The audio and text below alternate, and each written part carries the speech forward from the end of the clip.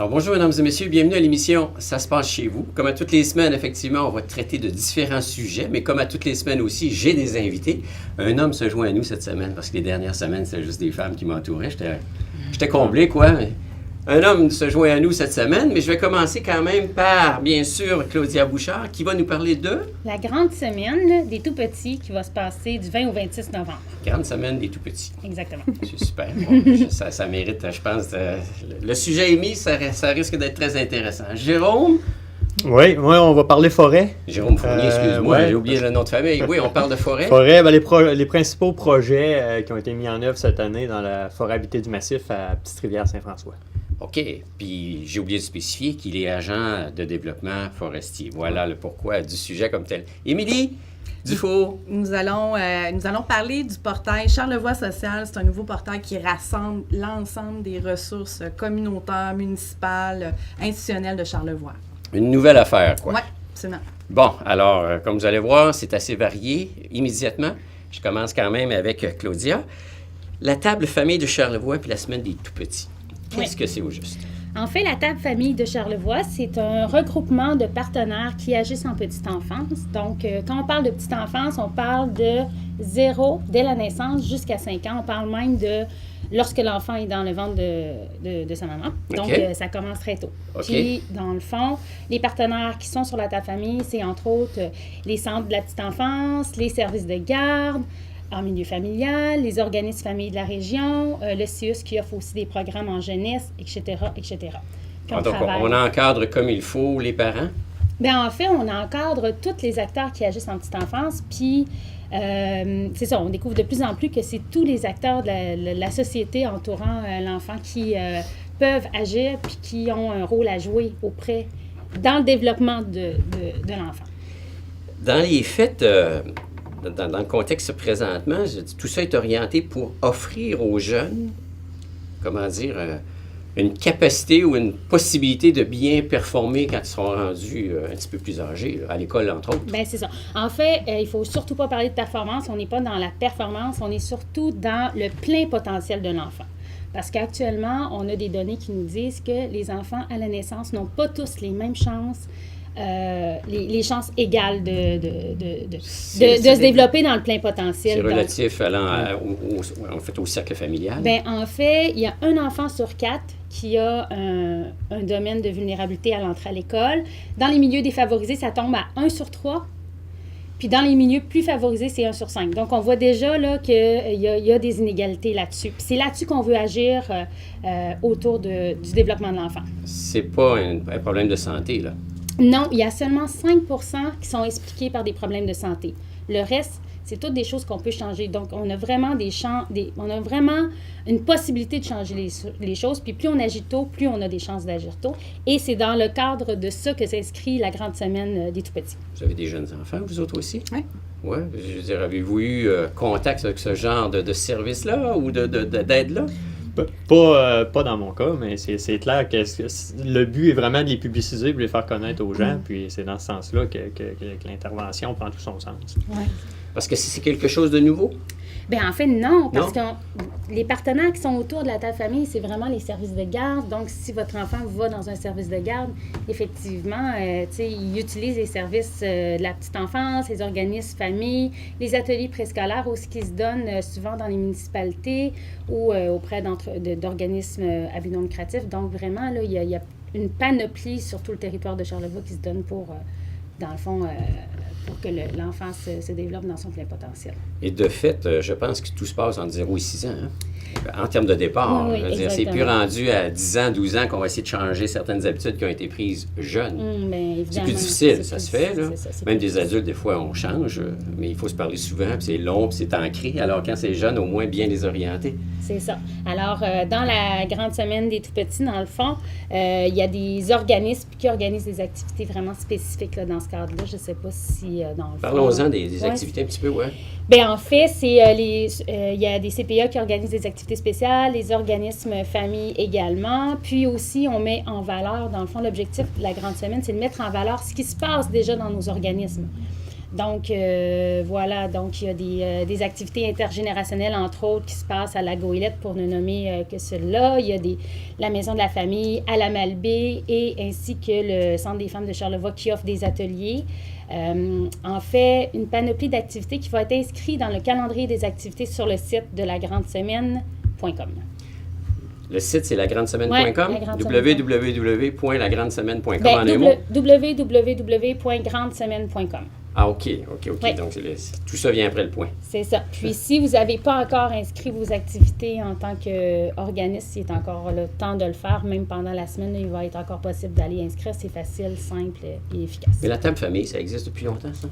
Ça existe depuis 2008, en fait. Donc, c'est un regroupement de partenaires qui existe depuis 2008. OK. Puis la mission, depuis le début, est toujours la même? Oui, effectivement, d'agir auprès des tout-petits, puis d'agir sur le développement global de l'enfant. Quand on parle d'encadrement, là, on ne parle pas du moment où la maman est enceinte, là. C'est au niveau de la naissance, finalement. Bien, même quand l'enfant est dans le ventre, Ouais. dans le fond, il y a possibilité d'agir sur... Le bien-être de l'enfant. Bien, sur le lien d'attachement qui se crée aussi pendant la grossesse avec le papa, la maman. Donc, c'est vraiment sur tout plein de plans. On pense au lien d'attachement dont je fais mention actuellement, mais on pense aussi à tout ce qui fait référence à l'éveil à la lecture. Lire un livre par jour à l'enfant, ça va l'aider. Donc, vraiment, il y a plein on appelle ça des facteurs, là, au lieu des facteurs de risque, c'est des facteurs de protection qui vont protéger l'enfant puis qui vont l'aider là, à se développer pleinement. On parle souvent des enfants rois, là, de 0 à 6 ans. On les garde pas trop, là, on n'en met pas trop là, pour dire, hey, à un moment donné, vis ce que tu as à vivre, là, allez, fais de toi un homme ou une femme. Non. Non, mais c'est pas dans une... C'est comment apprendre à bien accompagner, en fait, son enfant, puis à lui permettre C'est pas de le gâter pour le gâter. Là. Puis souvent, on est parents, on le sait, on est toujours entre le... On est protecteur, quelque puis chose le paradoxe entre en fait, c'est trop de discipline, on est-tu trop souple, etc. Fait que c'est sûr que c'est complexe tout ça, mais on essaye d'avoir un équilibre là-dedans, puis c'est pas toujours facile, là, mais... on essaie de faire du mieux qu'on peut, on le sait. Parce qu'il n'y a pas de recette en soi. Là. Non, il n'y a pas de recette. Il n'y a pas de recette. On a beau se faire dire par nos parents, dans mon temps c'était ça, mais là on vit à une autre époque. Ouais. Deuxièmement, quand c'est notre premier enfant, on improvise parce qu'on a des recettes, on a de l'aide, mais on improvise quand même parce qu'on découvre c'est quoi élever un enfant. Ah, c'est pas tout le temps évident. C'est vraiment pas évident. Puis pour être dans la situation, c'est pas non plus dans une perspective où on veut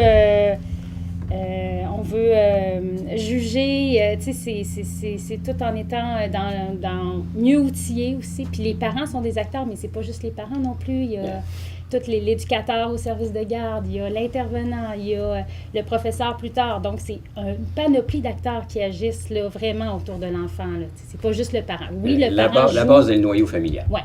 Oui, le parent joue un rôle crucial, mais autour, il y a tout plein d'acteurs qui peuvent... Puis là où c'est un petit peu plus difficile aujourd'hui, parce que très souvent, pour arriver économiquement, les deux parents se doivent de travailler. Voilà. Donc, très souvent, confient leur enfant à une tierce personne plutôt qu'avant. Avant, bon, un des deux, souvent, faisait le choix de rester à la maison. Ça avait un avantage, mais c'était juste un contact avec un des deux. Donc, il y avait une faiblesse aussi. Père absent, père manquant, je ne sais plus trop comment ça s'appelait. Il y avait un livre qui avait été écrit là-dessus. Oui. Mais c'est des choses comme ça. Là. Dans le fond, c'est une autre réalité. C'est des outils que vous offrez pour pouvoir donner une chance à l'enfant. C'est ça. C'est pas moi qui les offre, là, c'est vraiment les partenaires autour de la table, là, comme j'ai nommé tout à l'heure, qui offrent ça. Puis c'est eux qui sont là, puis qui sont présents auprès de l'enfant. Au moins, on met les chances de notre bord. Exactement. On essaie, en tout cas. Hein? Puis, ouais. Si vous avez besoin de plus ample information, n'hésitez pas à aller consulter le site. On répète l'adresse? www.grandsemaine.com. En fait, c'est un site national. Là, c'est partout au Québec que ça va se passer la semaine prochaine. OK. Donc, on s'intègre effectivement à un mouvement provincial. C'est ça, exactement. Super. Bien, Claudia, merci beaucoup. Bien, ça m'a fait plaisir. Nous, on va faire une petite pause, puis on revient immédiatement après. Restez à l'écoute.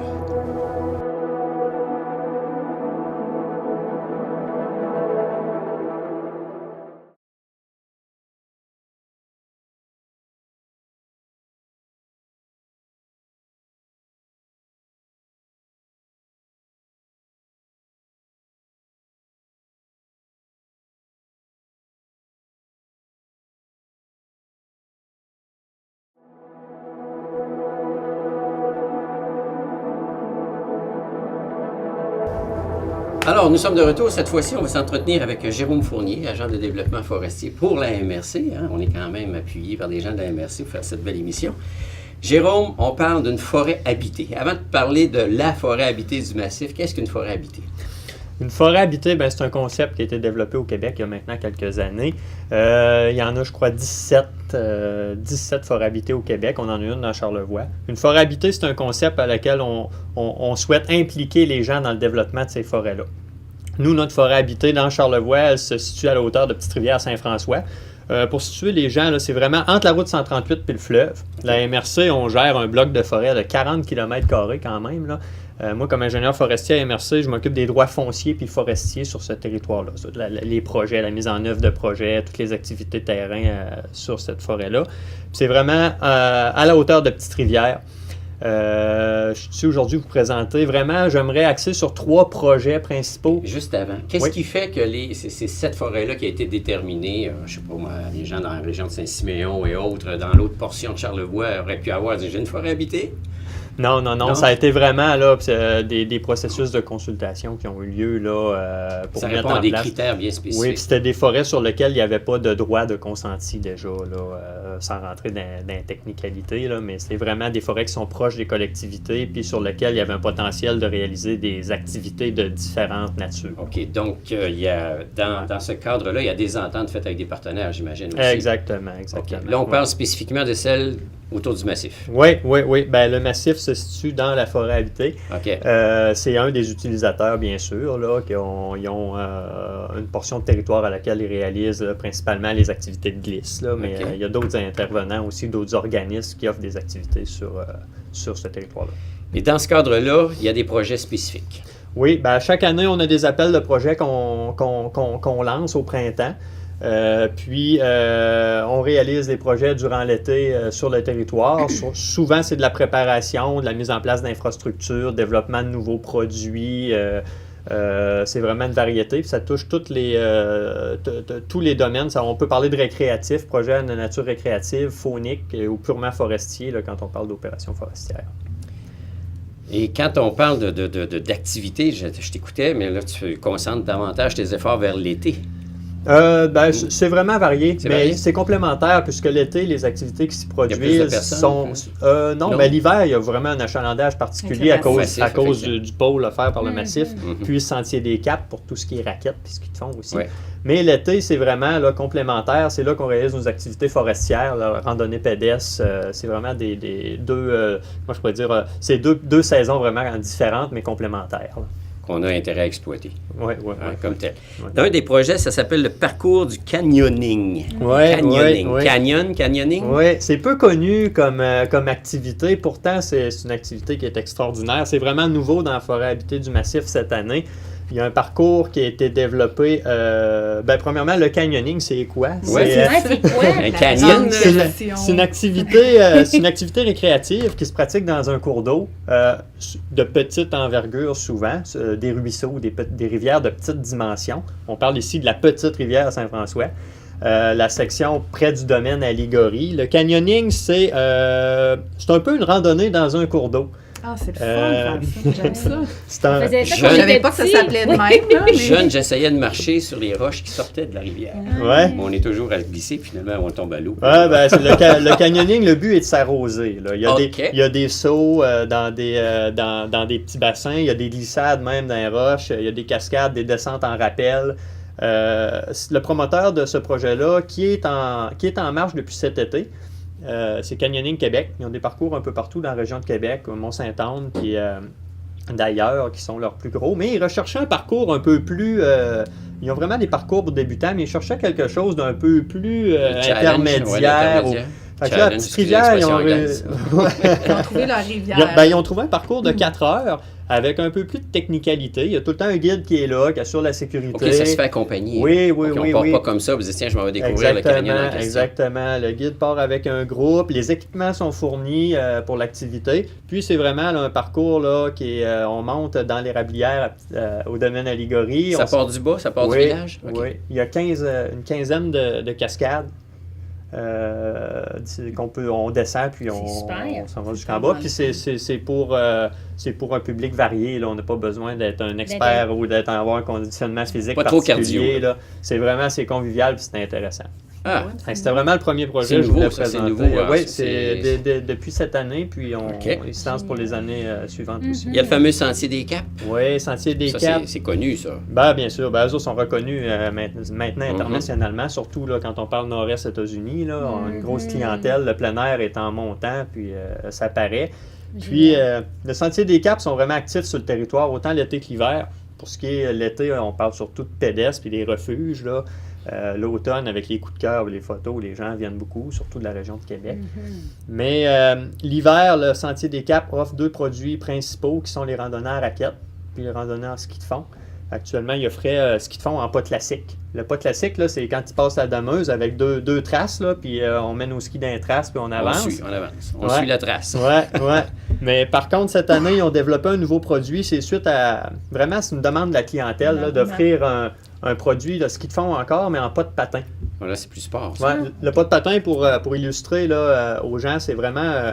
Comme si tu patinais avec tes skis. Ouais, comme on voit aux Olympiques, le biathlon, là, ils ont une carabine sur le dos, puis ils vont plus en canard, là, en se poussant. Là, c'est un parcours comme ça. Ils aménagent une boucle de 8 km, près de 8 km là, cette année. C'est plus cardio, ça. Il faut être un peu plus en shape, là, avoir une bonne condition physique. Oui, c'est un peu plus intense comme activité.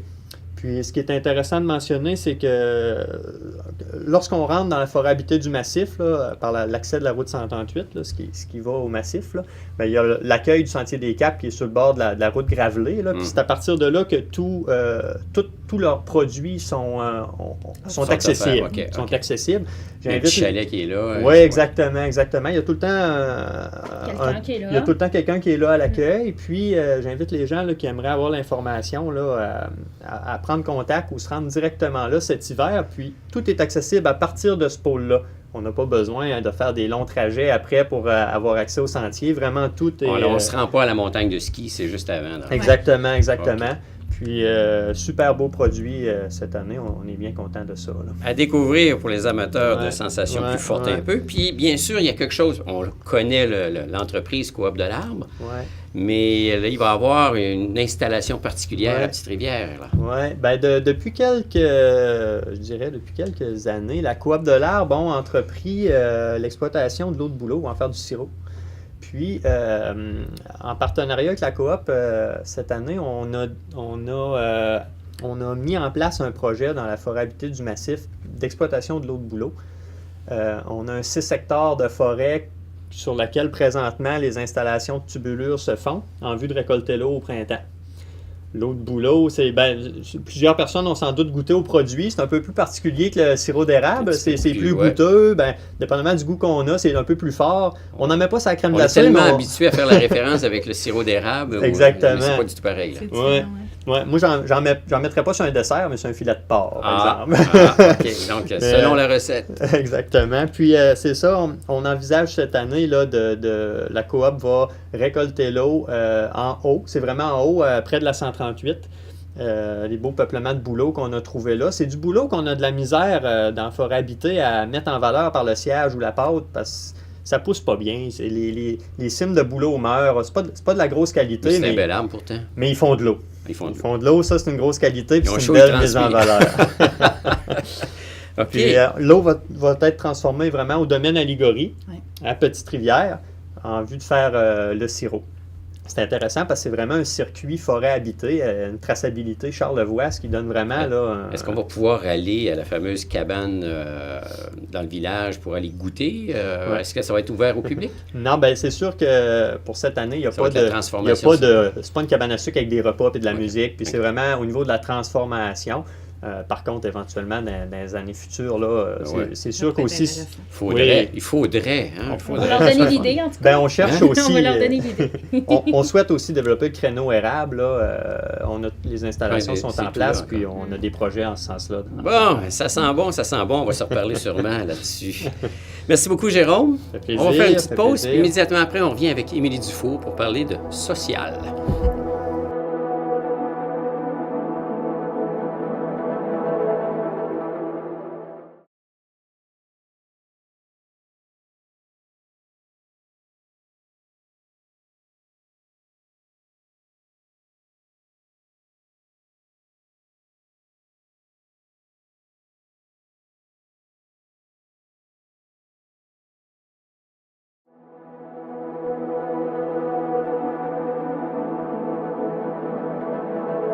Alors, on continue notre émission « Ça se passe chez vous » avec Émilie Dufault cette fois-ci pour parler de portail, mais un portail social. Oui. Qu'est-ce qu'un portail social?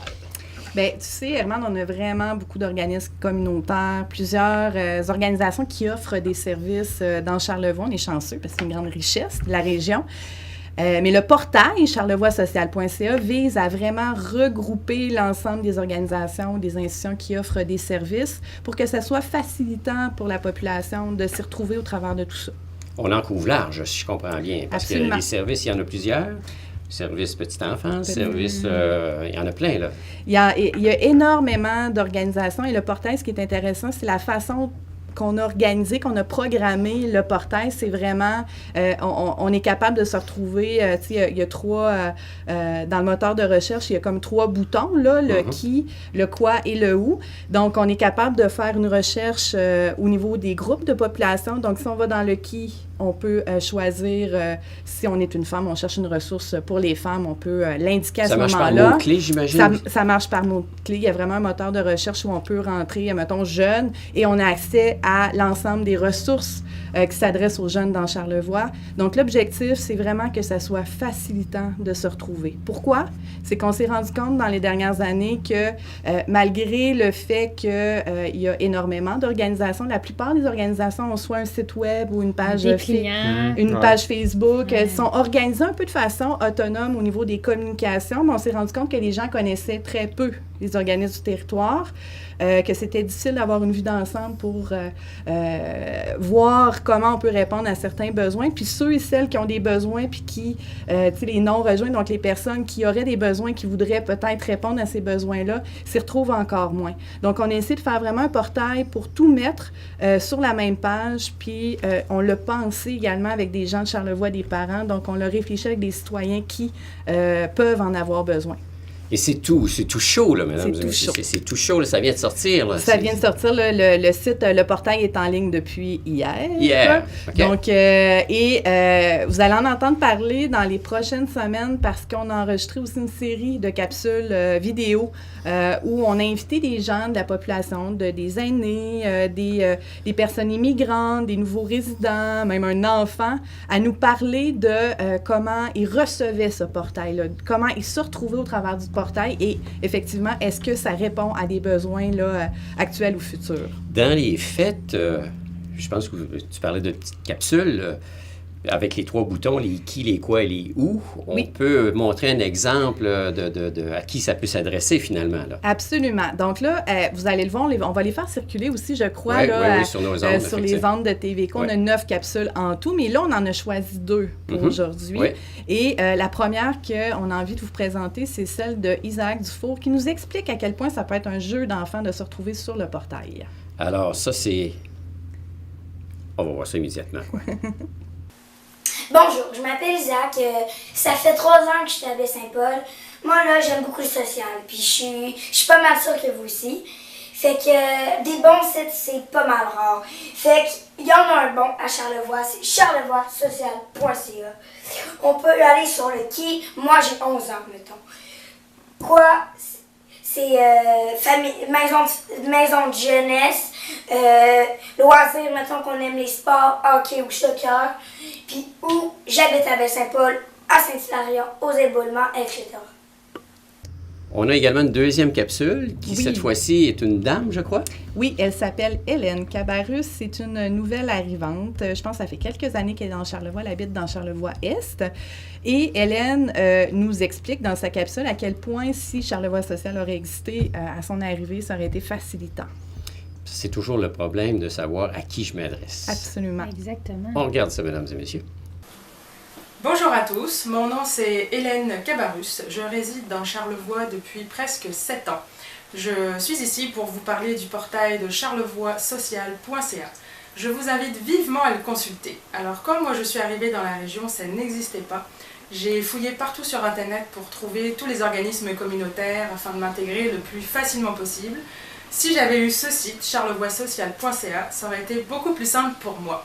Alors, étant jeune maman d'enfants et puis immigrante, eh bien forcément, les organismes communautaires de la région, j'en ai besoin, un peu comme tout le monde finalement.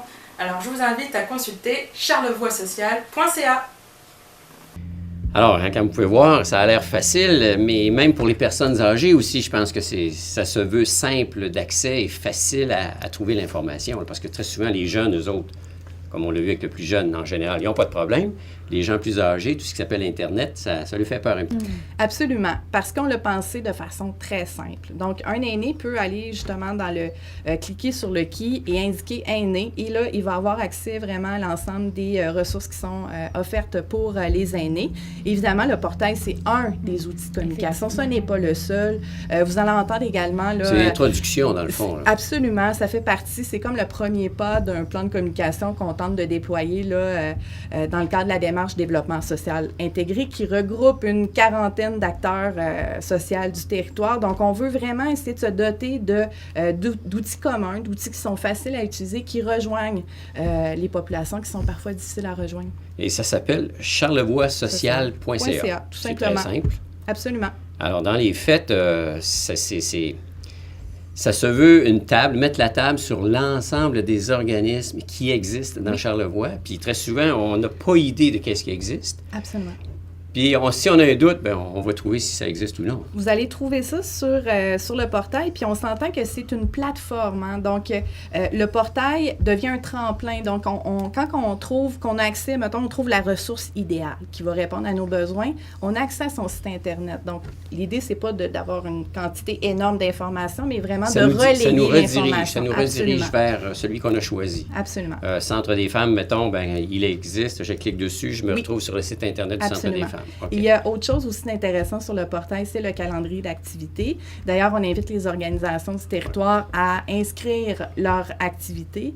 Le but, encore là, c'est de mettre en commun l'ensemble des activités là, qui sont offertes par les organisations du territoire. J'aime bien ce que vous dites. Personne ne devrait hésiter à demander de l'aide. Absolument. Hein? Et ça, on parlait tantôt des personnes qui peuvent peut-être ne pas utiliser Internet. Il y a toute une campagne de sensibilisation là, qui va circuler aussi sur les ondes de CIHO. Donc, vous allez entendre aussi des capsules qui visent notamment à briser le mur de la honte, parce qu'on sait qu'il y a des gens qui ont besoin, mais qui ne fréquentent pas les ressources du territoire pour souvent des raisons qu'on connaît dans nos régions, soit la honte d'être étiqueté, la honte d'être reconnue, la honte d'être jugé. Donc, cette campagne-là, vous allez l'entendre également sur CIHO. OK. Si je m'en viens avec les jeunes enfants, est-ce que je peux m'en aller sur le site et dire, y a-t-il les CPE qui existent? Ils sont tous là listés? Ouais, donc, je fais une recherche, puis dans mon coin... Oui, donc c'est un portail en construction. On s'entend que là, déjà, à l'heure actuelle, il y a une quantité très grande d'organisations qui se sont inscrites. Et ce qui est intéressant, c'est que les organisations s'inscrivent eux-mêmes, changent d'informations elles-mêmes, et ce n'est pas nous qui inscrivons les organisations. Puis là, déjà, on voit là, que la plupart des municipalités du territoire, des 2 MRC sont inscrites. Les CPE, ça s'en vient, on travaille là-dessus. Les organismes communautaires sont pour la plupart déjà inscrits.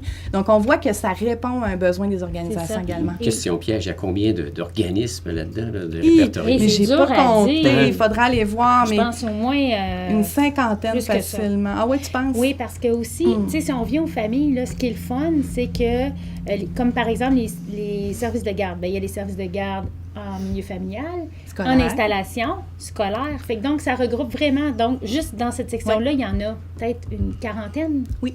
Fait que, tu sais, c'est... Est-ce que c'est vraiment...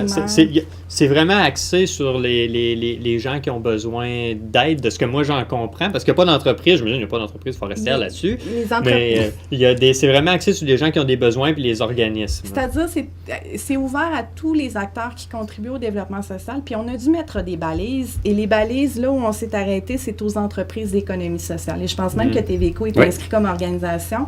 Donc, comme par exemple, la Coop de l'Arbre est inscrite sur le portail parce qu'il y a un volet social, évidemment, dans cette entreprise-là. Donc, on a vraiment l'ensemble des municipalités. Il y a un paquet là, même de programmes là, qui s'adressent à la population. Alors, ça vient répondre à un besoin. Là. Finalement, on n'a plus d'excuses. Non, hein? On n'a plus d'excuses. Là, je fais quoi? Je ne sais pas à qui m'adresser. charlevoixsocial.ca. Hey, j'espère que vous allez réagir à ça, puis vous allez utiliser ce magnifique site qui est tout chaud, qui est tout frais, qui vient de sortir. Absolument. Merci, Émilie. Ça fait plaisir. On fait une petite pause, puis on vous revient pour la conclusion.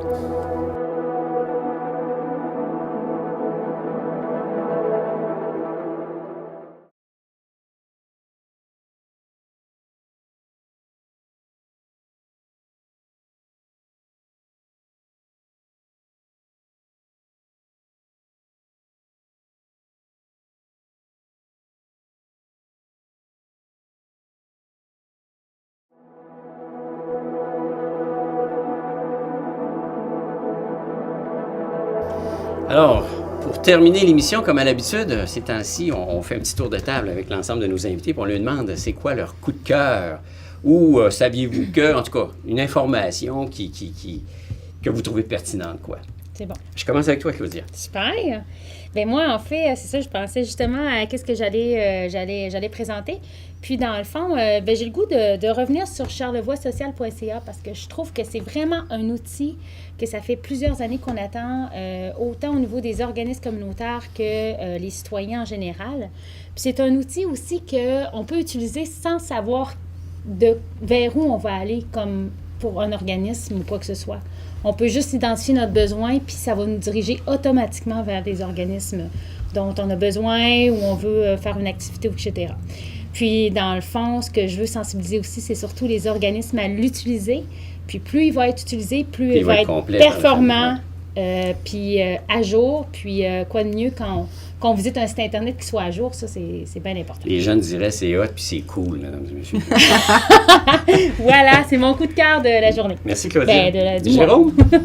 Moi, c'est certain, là, on se limite pas à 3 projets qui ont été réalisés cette année dans la forêt habitée. J'aurais aimé ça en présenter d'autres, mais on pourra le faire au courant d'une autre émission. C'est tout le temps intéressant de venir jaser avec toi, Herman. Même dans les entractes, là, Herman, c'est un bon vivant. Là, on s'entend bien.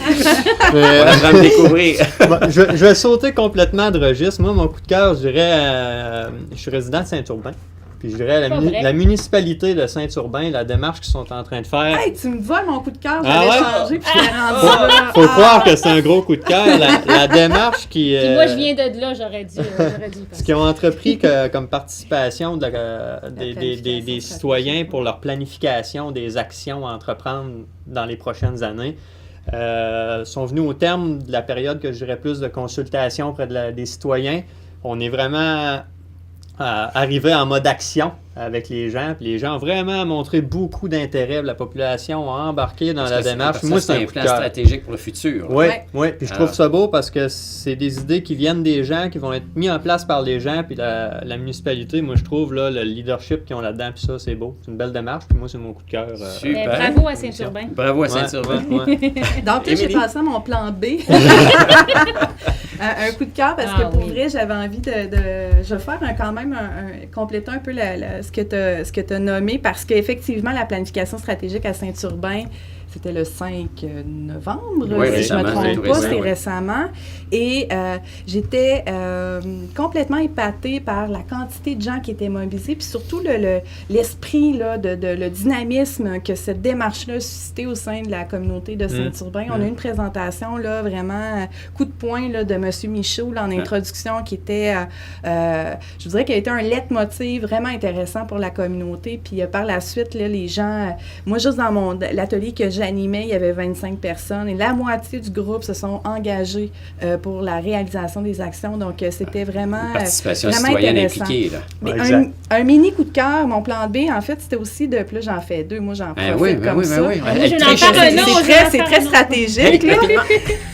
Donc, un autre mini coup de cœur, c'est le nouveau programme en gestion collective qui est en train d'être développé par le Centre collégial d'études en Charlevoix. Surveillez ça, c'est vraiment intéressant. C'est un programme qui va... déjà, quand on parle de gestion collective, on voit à quel point c'est important pour les acteurs de la région, notamment l'institution, l'établissement scolaire du CECC. Donc, à surveiller, ce serait même intéressant peut-être d'inviter quelqu'un pour en parler ici à l'émission. On est allé à leur conférence et à leur journée d'économie sociale, c'était superbe. Et d'ailleurs, ça s'adresse à l'ensemble des entreprises potentielles d'économie sociale. Moi, j'en ai un petit rapidement. C'est la démarche faite par votre mairesse à Saint-Urbain sur le branchement Internet haute vitesse, qui effectivement fait peut-être fuir certaines familles jeunes, parce qu'aujourd'hui, c'est un incontournable. Alors, chapeau, Mme Simard. Bien, merci à vous. Mais ça nous a fait On plaisir. va sûrement se revoir très bientôt, j'espère. Super. Merci à la maison. Je vous souhaite une bonne semaine, puis à la prochaine. Merci.